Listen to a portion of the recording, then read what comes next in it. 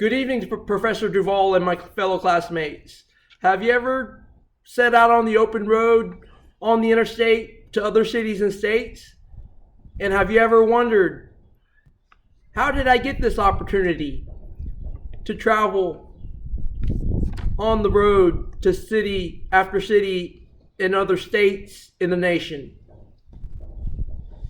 Well, before the rise of the passenger and cargo airplanes in the 1960s and 70s, there was the rise of the United States interstate highway system and the rise of the semi-truck that shaped America as what we know it is today. It started with the Federal Road Act of 1916 and the need for interstate highways that increased during this time. The opportunity began with the Federal Road Act of 1916. Many city miles and highways and rural roads were built under this funding program in the 1930s under President Hoover. As a major need for the interstate highways increased, a master plan for highway development was created in 1939 under President Franklin Delano Roosevelt. This led to the passage of the Federal Highway Act of 1944. Unfortunately, this act was never produced anything because it was sidelined due to lack of funding.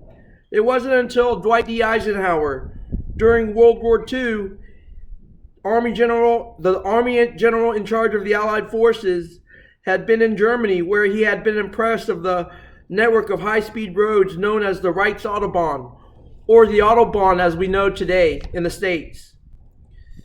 The man that would become president after Roosevelt and Truman, Eisenhower was determined to build the highways that lawmakers were talking about for all those years. So on June 29, 1956, President Dwight D. Eisenhower, 3 years into his administration, passed the Federal Aid Highway Act of 1956. The bill created a 41,000-mile national system of interstate and defense highways that would, according to Eisenhower, eliminate unsafe roads, eliminate insufficient routes, and eliminate traffic jams and all the other things that got in the way of a speedy, safe, transcontinental travel. As you may know, this was the beginning of the Cold War between the Communist Soviet Union and the Western world. Highway advocates argued, in case of atomic attack, on our key cities, the road net would permit quick evacuation of the targeted areas. For all those reasons, the 1956 law declared that the construction of an elaborate expressway system was essential to our national interests. It allocated $26 billion to pay for the construction.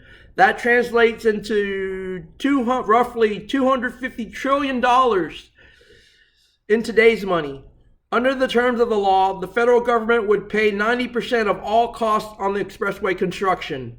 The money came from an increased gasoline tax from 3 cents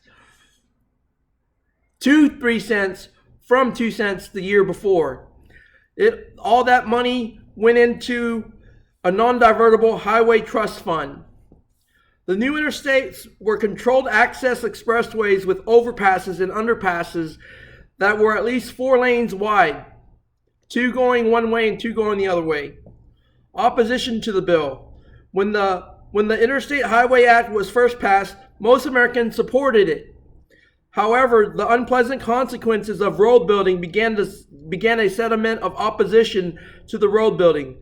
The damage the roads were inflicting on city neighborhoods in their path, they displaced people from their homes, sliced communities in half, and led to abandonment and decay in city after city. People began to fight back. The first victory of the anti-road forces took place in San Francisco, where in 1959, the Board of Supervisors stopped the construction of a double-decker Embarcadero freeway along the waterfront. And then during the 1960s, activists in New York City and Baltimore and Washington, D.C. and New Orleans prevent road builders from eviscerating their neighborhoods in their cities.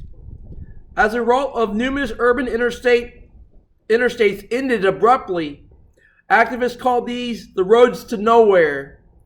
This, as you may know, is an American term that has been woven into the American fabric and has been used in recent elections. Now I want to talk about the semi-truck and the trailers. The diesel engine became very popular due to their efficiency and power. They were almost over 10 times efficient as the gasoline engine. The diesel engine was designed by Mr. Diesel and had increased efficiency of 26%. There were more than 70,000 working trucks in the world by 1912. Diesel engines allowed industries to perform heavy-duty tasks very much more economically. Semi-trucks transport 700,000 tons of goods each year in the United States alone. These semis were driven by 3.7 million drivers, representing more than 70% of all U.S. freight delivery. This inherently is one of the greatest accomplishments of the modern day economy. So in conclusion, the next time you go out on a road trip to a concert, to a collegiate game, or to grandma, remember that greatness does not come without opposition, and how this transcontinental travel from coast to coast was shaped us as a nation. Thank you.